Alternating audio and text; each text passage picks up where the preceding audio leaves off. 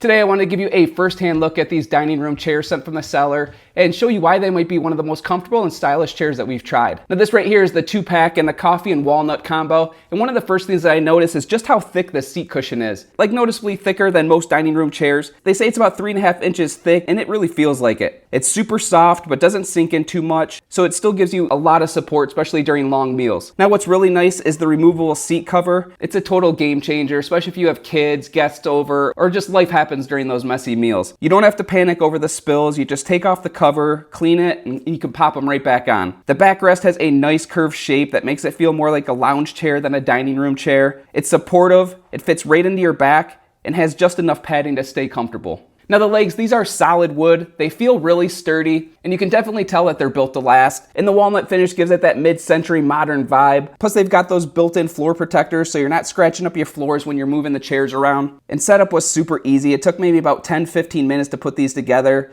with everything included in the box. So if you're looking to upgrade your dining area with something a little bit more modern, comfy, and easy to keep clean, these chairs right here are a great option. Thanks for watching.